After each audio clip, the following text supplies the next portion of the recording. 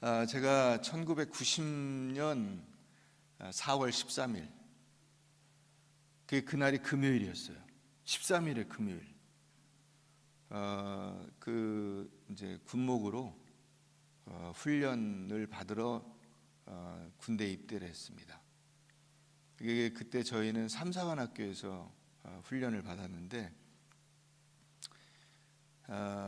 이제 처음에 들어가면 무슨 군복 이런 거 다 받아가지고 이제 옷 입고 머리 깎고 이런 걸 해요. 근데 거기가 이제 군종 장교, 신부, 법사, 목사들이 모인 거예요. 그래가지고 중들은 또 그 장삼 입고 이게 위에 모자 쓰고 이러고 왔어요. 그 다 머리는 이미 밀었지만 그 사람들은 하여튼 그러고서 옷 받아가지고 군복 입고 그리고 이제 훈련을 시작을 했습니다. 근데 맨 먼저 이제 제식 훈련을 받겠죠. 그 다음 주부터 이제 이런저런 교육을 받고 어쩌고 한 다음에 제식 훈련을 시작했어요. 그래서 차렷 경례 하는 것부터 배우는 거죠. 우리가 흉내를 낼 수는 있지만 그래도 이게 정식으로 배우는 거예요. 오른손 끝이 눈썹 1cm 옆에 위치할 수 있도록 손을 90도로 꺾어서 어떻게 하고 이게 다 있어요. 그게 그래서 이제 그 경례하는 거를 배웠습니다. 자, 배우고 나면은 조교가 이제 이게 앞에서 시범을 보여주고, 그리고는 그 후보생이라고 하죠. 장교 후보생, 후보생 그 둘씩 짝지어서 이제 서로 상호 연습을 하겠습니다. 그래서 2명씩 이렇게 하는 거예요. 앞에 쳐다보고 차렷 경례. 그러면 내가 상대방한테 경례를 합니까 안 합니까? 하죠. 해야 이걸 뭐가 틀렸는지, 손 각도가 이렇게 됐는지 하여튼 이걸 다 잡아줘야 될 거 아니에요? 이걸 다 연습을 하죠. 그래서 연습을 하고 이제 그러고 나면은 야, 경례 똑바로 해를 할 수 있는 거예요. 그 전에는 할 수 없죠. 왜냐하면 가르쳐 준 적이 없으니까. 그렇게 한 다음에는 경례를 이렇게 하는 겁니다. 안 배웠습니까? 이게 되는 거죠. 그래서 그 다음에 상급자한테 경례를 할 수 있는 거예요. 여러분, 아이들이 초등학교 1학년 들어가서 그 학년 각 과정을 잘 마치고 이제 6년쯤 되면은 그 다음에 중학교에 들어갈 상태가 되는 거예요. 근데 중학교에 들어갈 상태가 안 되고 아직도 한글을 못 읽는 그런 경우가 있습니다. 아시죠? 아직도 구구단을 못 외우는 6학년이 됐는데, 중학교 이제 이 6학년 졸업하는데, 그 답답한 일이 아닐 수가 없어요. 그러니까 장교 훈련을 받았는데 경례가 제대로 안 되거나, 초등학교 6학년을 졸업했는데 중학교 들어갈 기본적인 상태가 안 돼 있으면 부끄러운 거죠. 이게 부끄러운 거예요. 우리가 신앙생활이라는 것이 그런 거예요. 여러분, 우리가 하나님 나라에 갈 때, 주님 앞에 설 때 그 되어 있어야 하는 그 상태가 될 수 있도록 하나님께서 우리에게 이 땅에 시간을 주신 거예요. 갈수록 사람들이 오래 살아요. 이유가 뭔지 아세요? 연습 시간이 그만큼 더 많이 필요하다는 거예요. 옛날에 같이 한 50년, 60년 줬더니 제대로 준비가 안 돼. 그래서 더 오래 살게 하신 거예요. 정신 바짝 차려야 돼요, 우리가. 이 땅에서 준비되어야 할 모습을 성경에 있는 단어로 하나로 표현한다면 성령 충만이라고 할 수가 있습니다. 성령 충만한 상태가 돼야 돼요. 성령 충만은 2가지가 있어요. 하나는 구원용, 전도용 성령 충만이 있어요. 이건 인간이 어떻게 할 수 없는 거예요. 이건 하나님이 해주시는 거예요. 이거는. 그래서 대표적으로 오순절 성령 강림 사건, 사울이 바울이 되는 사건, 고넬료가 성령 충만함을 받는 사건, 이런 사건들이에요. 이거는 인간이 손댈 수가 없고 하나님이 해주시는 거예요. 이거는 무슨 용이라고요? 전도용. 이거는 구원용. 사람을 구원해서 그 사람을 하나님의 그 복음을 전하는 일에 쓰시기 위해서 그 사람에게 성령의 역사하심으로, 왜? 그 사람의 능력으로 안 되니까요. 돌아와라 돌아와라 해도 말을 안 들으니까 하나님이 치신 거예요. 그게 성령 충만함이에요. 자, 또 다른 성령 충만함이 있어요. 그게 뭐냐면 성화용이에요. 우리가 이제 그걸 5장에서 살펴봤죠? 몇 절에 있었어요? 5장 몇 절에 있었어요? 18절에 있습니다. 술 취하지 말라. 이는 방탕한 것이니 오직 성령으로 충만함을 받아. 성령 충만함을 인간이 받을 수가 있네? 만들어낼 수가 있네? 그렇습니다. 이건 성화용입니다.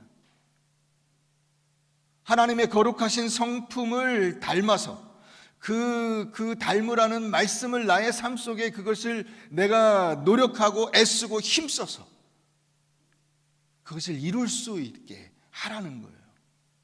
이게 성화용 성령 충만이에요. 우리가 흔히 말하는 성령 충만함은 이거예요. 성령 충만하게 살아야 된다라고 하는 것은 바로 이거예요. 이것은 이를테면 이 성령 충만함을 우리가 그 나라의 그 국적과 비교해서 한번 생각해 볼 수가 있어요. 여러분들이 예수를 믿는 것은 국적을 취득한 거예요. 태어나니까 대한민국 국민이 되어 있죠. 이미 국적을 얻었어요. 자, 그러면 그냥 가만히 있으면 됩니까? 아니죠. 국민으로서 해야 될 일이 있죠. 국방의 의무를 지고 교육을 받아야 되고 세금을 내야 됩니다. 이런 납세 의무, 국방 의무, 교육 의무, 근로 의무, 일을 해서 세금을 내는 거죠. 이런 것들을 해야 국민의 그 역할을 하는 거예요. 그것뿐입니까? 법을 잘 준수하고 우리가 일상생활에서 흔히 보는 이 교통법규를 지키고 생활법규를 지키고 쓰레기를 아무 데나 버리지 않고 사람들과 만날 때 인사하고 서로, 여러분 우리가 남을 보면 인사도 안 하고 그냥 대면대면하고 지나가는데 여러분 그거는 사실 예의가 아니에요. 서로 국민에 대한 예의가 아니에요. 같은 국민들끼리 어떻게 해야 돼요? 안녕하세요 해야죠. 여러분들은 지금 같은 나라 사람들이라고요. 어떻게 해야 됩니까? 인사해야죠. 그래서 명예롭고 멋지게 살아야죠. 물론 거기에 나쁜 사람들이 있어요. 국민으로서의 그 제대로 된 모습으로 살지 못하는 사람들, 범죄를 저지르는 사람들, 법규를 어기는 사람들, 살인을 저지르는 사람들. 그렇다고 해서 국적이 박탈되지는 않아요. 그러나 부끄러운 거죠. 창피한 거예요. 우리가 흔히 하는 말로 아이고 남 부끄러워서 밖에 나가질 못하겠다. 그렇게 되는 거예요.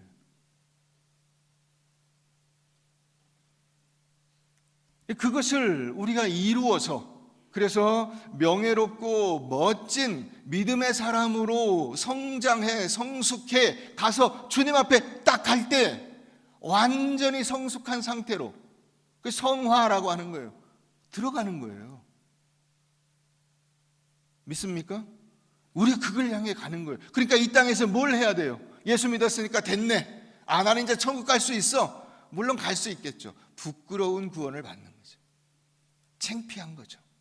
초등학교 졸업했는데 아직 한글도 못 읽고 있어요. 중학교 들어가서 이제 수학책을 봐야 되는데 구구단을 못 외워. 창피해서 얼굴을 못 드는 거예요. 물어보진 않아요. 야, 너 구구단 외우냐? 물어보진 않아요. 그런데 그 수업 시간에 막 뭐가 이렇게 진행이 되는데 하나도 이해를 못하는 거예요. 무슨 말이지 이게?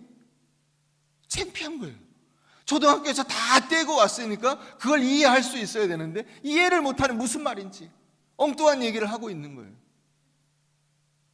27은 17, 28은 18 이러고 있는 거예요.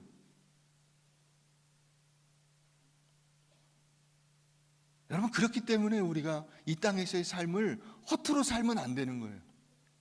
그리스도인으로서 살아야 되는 삶의 모습이 무엇인가를 알면서 가는 것입니다. 오늘 22절 말씀부터 원래 시작해야 되는데 21절부터 시작을 했어요. 왜냐? 22절은 아내들이여 자기 남편에게 복종하기를 주께 하라 이렇게 문장으로 이렇게 딱 만들어 놨어요. 근데 원문은 이렇게 안 돼 있어요. 원문엔 동사가 없어요. 그래서 어떻게 되어 있냐면 아내들아 자기 남편들에게 주께처럼 이렇게 되어 있어요. 그래서 이 문장을 이렇게 만들어 놓은 거예요. 그럼 여기 없는 동사가 어디 갔을까요? 그 동사가 앞에 있어요. 21절에 걸려 있어요. 그리스도를 경외함으로 피차 복종하라. 아내들이여 자기 남편에게 복종하기를 주님에게 복종하듯이 그렇게 피차 복종해라 이렇게 돼 있어요. 근데 이것도 분사예요. 분사. 본동사는 18절에 걸려요. 오직 성령으로 충만함을 받아라. 그래서 성령의 충만함의 모습이, 구체적인 모습이 뭐냐 하면 19절에 나오는 것처럼 시와 찬송과 신령한 노래들로 서로 화답하며 주께 노래하며 또 주께 찬송하며 주 예수 그리스도의 이름으로 항상 아버지 하나님께 감사하며 피차 복종하며 이렇게 되는 거예요. 그러니까 성령 충만함의 모습들을 이렇게 예를 들어 놓은 거예요.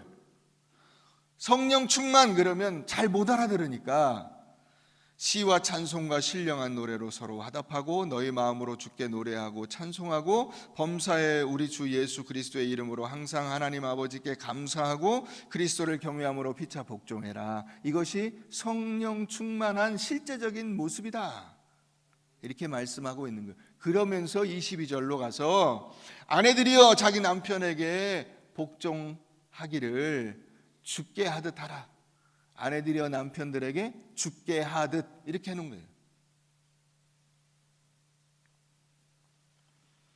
그러니까 이 하나님께서 정한 가정생활 규율의 대원칙이 뭐냐면 성령 충만함이고 인간의 삶의 모든 대원칙은 성령 충만함이에요. 그 성령 충만함의 구체적인 그 적용 이 규율이 가정에서 뭐냐? 피차 복종하는 거예요. 그러니까 그 구체적인 할 일들을 이제 아내들은 피차 복종하는 실제적인 모습이 복종하는 것이고 남편들은 피차 복종하는 실제적인 모습이 그리스도께서 성도를 사랑한 것처럼 자기 몸을 피 흘려 십자가에 매달기까지 사랑하는 그 사랑으로 사랑하는 거예요. 자녀들은 주님께서 나를 품어주신 그것처럼 그 주님에게 복종하잖아요. 우리가 여러분 애들이 엄마 아빠 품에 안겨서 품에 주 안에서 엄마 안에서 있을 때 똑같은 그 원리로 이야기하는 거죠. 자 이제 밥 먹자. 밥 먹는 거예요. 그게 부모에게 순종하는 거예요. 부모는 자녀를 물건이라고 생각하거나 혹은 나보다 열등한 존재라고 생각하지 않고 주님께서 그리스도께서 교회를 보살핀 것처럼 주의 교양과 훈계로 양육하는 거예요. 교양 있게 훈계 말로 가르치는 거예요. 종들은 상전에게 주님에게 복종하듯이 복종하는 거예요. 상전은 종들을 함부로 대하지 않고 주님께서 교회를 대하듯이 대해준다는 거예요. 이게 삶의 원리예요. 이게 지금 22절부터 33절 사이에서 우리에게 가르쳐주는 거예요. 그럼 여러분들이 그렇게 질문을 할 수가 있습니다. 목사님 이건 옛날부터 지금까지 가부장적인 사회에서 남전여비 사상을 가진 사람들이 한 얘기 아닙니까? 성경은 그 기원이 다릅니다. 세상의 남전여비는 남자가 높고 여자는 열등해요. 열등해요. 여러분 1700년대 프랑스에서 살인사건이 났어요. 여자가 남자를 죽였습니다. 그런데 여자가 무죄를 받았어요. 이유가 뭔지 아세요? 여자는 아무것도 모른다. 이를테면 정신적으로 문제가 있으면 여러분 그 심신미약으로 해서 살인죄 적용을 안 받잖아요. 그렇게 판결을 내린 거예요. 그런 바탕 위에서 남존여비예요, 이 세상의 방식은. 그러나 여러분, 성경은 그 어디에서도 남자보다 여자가 열등하다고 이야기한 데가 한 군데도 없어요. 성경은 사람이 남녀를 불문하고 똑같이 하나님의 형상으로 지음받았다고 이야기하고 있습니다. 남자도 여자도 다 하나님의 형상입니다. 하나님의 존엄성과 하나님의 형질과 하나님의 특징을 그대로 가지고 있습니다. 여자가 못합니까? 아닙니다. 여러분, 성경에 있는 중요한 인물들을 보세요. 결정적인 순간순간에 누가 일합니까? 여자들이 일합니다.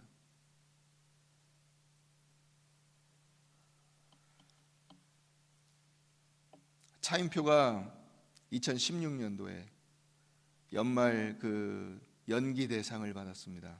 그 상 중에 하나를 받고 나와서 수상소감을 이야기하는데, 그 해에 자기가 50살이 됐대요.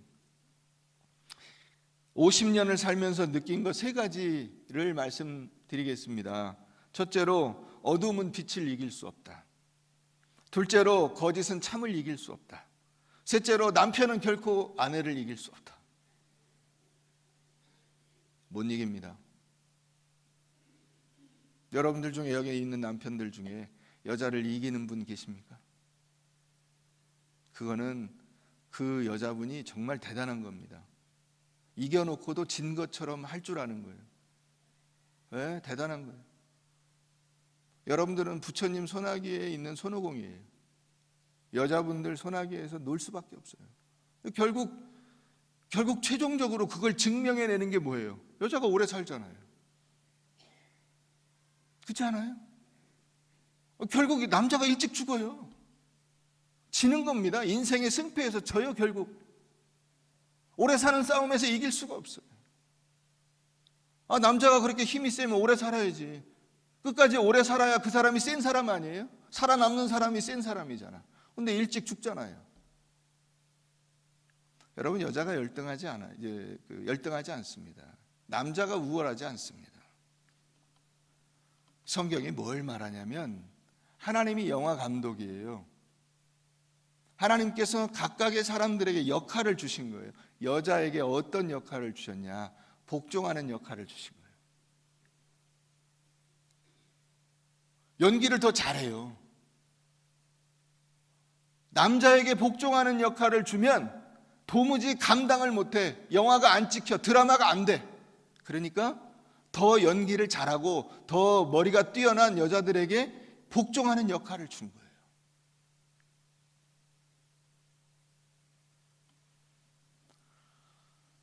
여러분, 우리가 영화 배우라면은 가정의 아내 역할, 남편 역할이 있어요.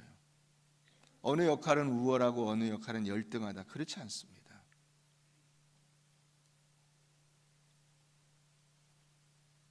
하나님께서 대본을 만들어 주신 겁니다. 그 대본에 여자가 복종하라고 되어 있어요. 그 대본대로 하라는 거예요. 하나님이 영화를 찍으니까.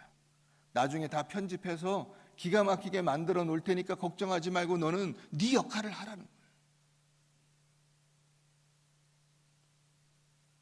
마음대로 대본을 바꾸거나 애드립 하지 말고 대본대로 복종하고 대본대로 이야기하라는 거예요. 그래서 내가 그리스도에게 복종하듯이, 우리가 그리스도에게 복종하잖아요. 예수님에게 복종하지 않으십니까? 복종하시죠. 하나님의 말씀에 복종하시죠. 그렇게 하듯이 남편에게 연습을 하시라고요.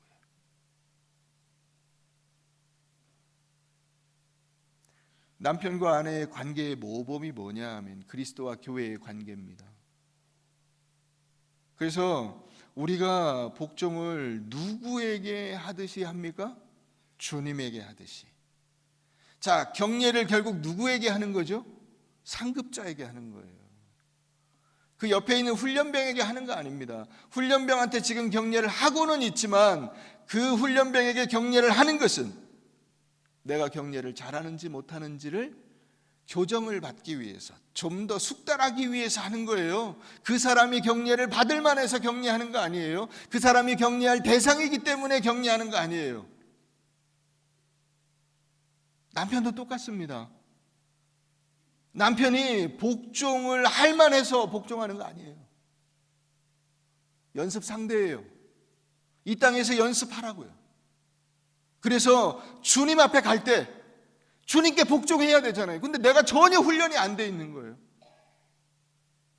하나도 복종할 훈련이 안 돼 있어요. 늘 지 마음대로, 지 생각대로, 자기 입에서 나오는 대로 막 해버렸어요. 그러면 주님 앞에 가서 어떻게 될 것 같아요? 하던 대로 나오겠죠.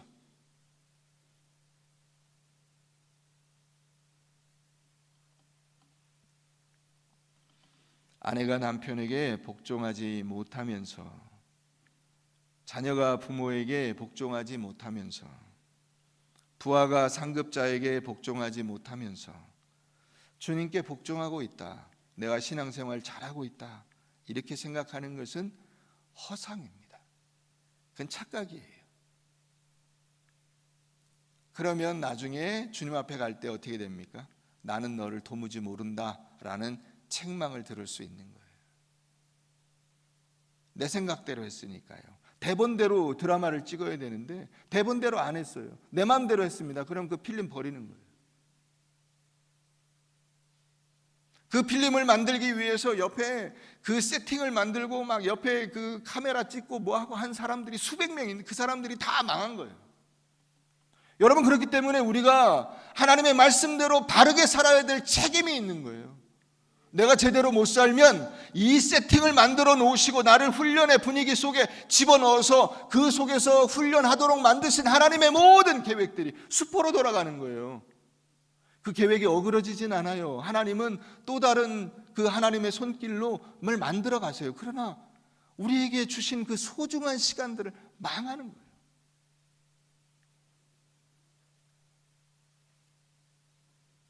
이게 훈련의 핵심입니다. 우리 남편은 도저히 말을 섞을 상대가 안 됩니다. 저는 그 인간하고 이제 얼굴도 보기 싫어요. 그게 아니라고요. 연습하라고 짝지어 준 거예요. 그거를. 남편이 복종할 만한 사람이냐, 상급자가 그 내 복종을 받을 만한 자격이 있는 사람이냐, 부모가 내 순종을 받을 만한 자격이 있는 사람이냐, 그것은 여러분들이 따질 문제가 아니라는 거예요.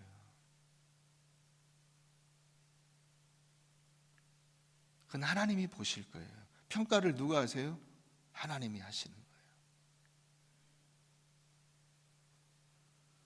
내가 예수님께 복종하는 사람이라는 것을 실생활에서 보여주고 나타내주고 그것을 연습할 만한 유일한 상대가 누구냐면 부모이고 남편이고 상급자이고.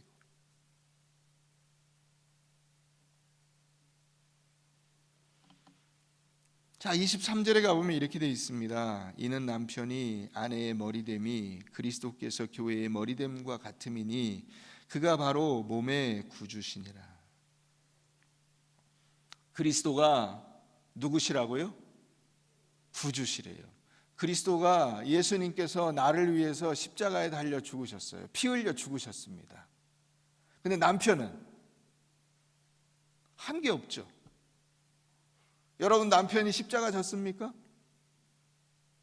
지 십자가 지라는데 그것도 못 지고 남의 십자가를 뭘 졌어요? 한 게 없죠. 아무것도 없죠. 제가 제 아내를 위해서 뭐 한 게 있습니까? 아무것도 없습니다. 그러니까 제가 아내한테 당신 복종해야 돼, 성경에 봐봐, 여기 순종하라고 돼 있잖아, 이렇게 말할 수 없다는 거예요. 이런 얘기하는 날은 이상하게 들어야 될 사람이 안 오지 않습니까?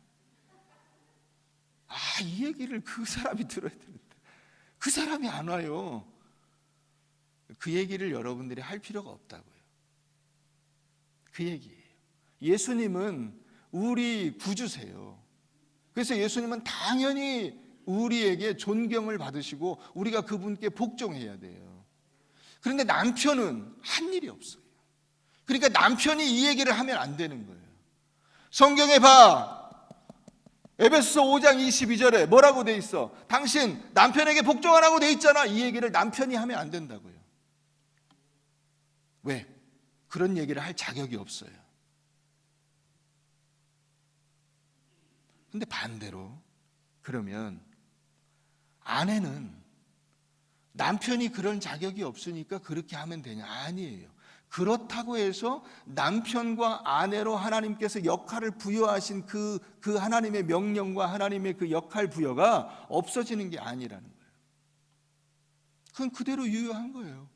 하나님이 그걸 모르시겠어요? 여러분들 남편이 어떤 사람인지를 하나님이 모르시겠냐고. 다 아세요? 아는데 그렇게 짝지어 주신 거예요. 그러니까 여러분, 그런 얘기 하지 마세요. 난 당신이 그런 사람인지 몰랐어. 그런 얘기 하지 마세요. 모르고 알고 상관없어요. 그건 하나님을 우습게 하는 거예요. 그 얘기는 거슬러 올라가면 하나님 왜 이런 사람을 저한테 짝지어 줍니까? 이 얘기하고 똑같아요.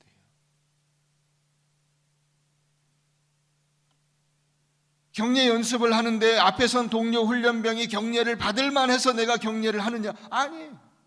연습 상대예요. 연습 상대. 내가 그 훈련병하고 연습을 하는 거예요. 실제 격려는 누구한테 합니까? 상급자한테 하는 거예요. 실제 우리가 복종은 누구한테 합니까? 주님께 하는 거예요. 예수 그리스도에게 복종하는 거예요. 그런데 연습을 남편에게 복종하는 연습을 하는 거예요. 그 역할을 나한테 맡겨주신 거예요. 너는 복종을 통해서 너의 신앙을 성숙하게 훈련해라. 연습 과제를 준 겁니다. 그래서 주님에게 하듯 하라 이렇게 돼 있어요. 주님에게 하듯. 주님께 가기 전에 진짜로 내가 해야 될, 복종해야 될 대상은 주님이에요. 예수님입니다. 하나님께 복종하는 거예요. 근데 그분 앞에 가기 전까지 내가 정말 두렵고 떨림으로 내가 잘하고 있나? 이게 몸에 배도록 매일같이 주님에게 간 것과 같은 상황으로 리허설을 하는 거예요. 아침에 벌떡 일어나서 주님에게 복종하듯이 물 가져와 하면 물 갖다 주고, 밥 차려 그러면 밥 차려주고, 주님에게 하듯이 리허설을 하는 거예요. 여러분들의 상황을 모르시는 게 아니라고요. 그래서 24절에 보면 아내들도 범사에 이렇게 돼 있어요. 범사에. 이 범사에는 모든 일에 이렇게 돼 있는 거예요. 모든 일에. 그러므로 교회가 그리스도에게 하듯 아내들도 범사에 자기 남편에게 복종할지니라. 남편의 자격이 문제가 아니고 남자에게 복종하는 것 자체가 초점이라고요. 그러니까 여러분들의 그 부부 사이에서 뭘 해야 되는지를 아셔야 돼요. 뭘 해야 되는지, 하나님이 주신 역할이 무엇인지를 알아야 되는 것입니다. 그 육사 교장을 지낸 민병돈이라는 장군이 계세요. 이분이 별 3개 달고 전역했는데 그 육사 졸업식에서 노태우 대통령, 그 당시 노태우 대통령을 비판해서 화제가 됐습니다. 대통령을 거기 앉혀놓고 대통령의 정책과 그 국가 운영 방안에 대해서 비판한다는 것은 쉽지 않은 일입니다. 더군다나 그 둘 다 하나회 출신입니다. 그런데 이제 제가 그 얘기를 하려고 하는 것이 아니라 그 부인이 54살에 중풍으로 쓰러졌어요. 그래서 몸이 오른쪽이 마비가 됐습니다. 이 오른쪽이 마비된 그 부인을 20년 넘게 충실하게, 정말 극진하게 뒷바라지를 한 거예요. 그리고 지난 2월 달에 그 부인이 돌아가셨습니다. 근데 여러분, 이게 중풍이라는 게 이게 뇌의 기능에 이상이 생겨서 몸이 말을 안 듣는 거죠. 그죠? 몸이 뇌의 그 지시를 제대로 따라가지 못하는 거예요. 여러분, 우리가 걸음걸이를 걷는 것도 그냥 자동으로 걸어지는 게 아니고요. 이 뇌에서 걸음걸이 운동신경을 움직이는 그 뇌가 정상적으로 움직여져서 이게 걸음걸이를 걸어지는 겁니다. 숨을 쉬는 것도 마찬가지예요. 그러니까 우리가 지금 뭔가 움직이는 모든 것은 이 뇌로부터 명령을 받아서 몸이 거기에 반응을 하는 거예요. 뇌의 명령을. 근데 여러분 생각해 보세요. 만약에 몸이 뇌의 명령을 안 들어, 그럼 어떻게 되는 거죠? 그게 마비예요. 파킨슨, 루게릭, 무슨 알츠하이머, 중풍 다 그런 거예요. 무슨 이름으로 하든지 결국은 뇌의 기능이 몸에서 제대로 작동이 안 돼요. 여러분 가정에서 여러분들이 남편과 아내가 서로 사랑하고 피차 복종하는 이 일을 하지 못하면 그렇게 되는 거예요. 마비된 몸과 같아요. 정상적인 가정이 아닌 거예요.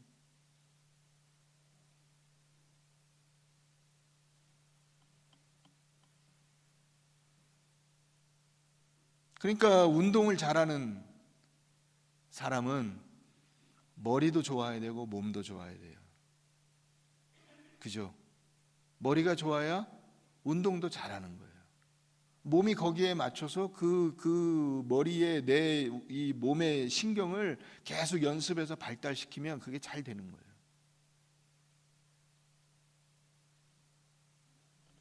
사람이 어떤 사람이냐 하는 것은 결국 그의 머릿속에 든 것이 몸으로 실현되는 거예요. 이 머릿속에 들어있는 것이 표정으로 나오고 입으로 나오고 손으로 나오고 발로 나오는 거예요. 그러니까 여러분 아내의 역할이 얼마나 중요한가 하는 것을 여러분 다시 생각해 보셔야 돼요. 그게 단순히 그냥 순종 그러면 우리가 생각하는 지시하고 거기에 따르고 그게 아니에요. 그보다 훨씬 더 고차원적인 거예요. 머릿속으로 생각하고 그것을 움직여가고 그것이 될 수 있게 만들어내는 그 역할을 누가 합니까? 손이 하고 발이 하고 입이 하고 이 온몸이 하는 거예요.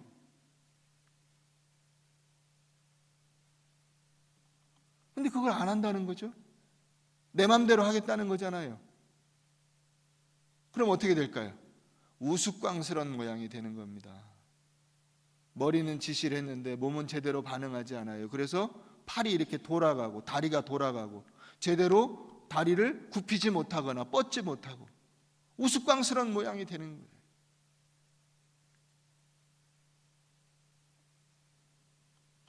예수님께서 교회를 그의 몸으로 대접해 주시고 우리를 그런 위치로 올려놓으신 겁니다. 예수님이 우리를 그런 반열에 올려놓으셨을 때 우리의 그 마음속에 드는 생각이 무엇입니까?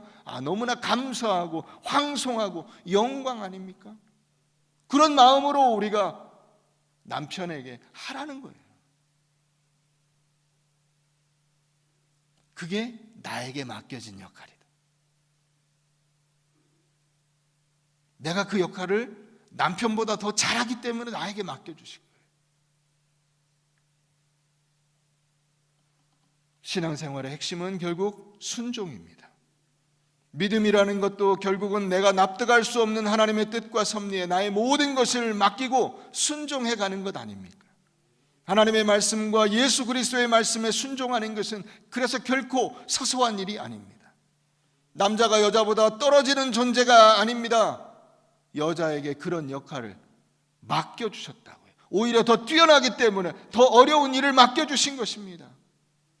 남편을 잘 보필하고 남편에게 복종하는 훈련을 하십시오. 왜냐하면 우리가 나중에 주님 앞에 가서 그거를 해야 되기 때문입니다.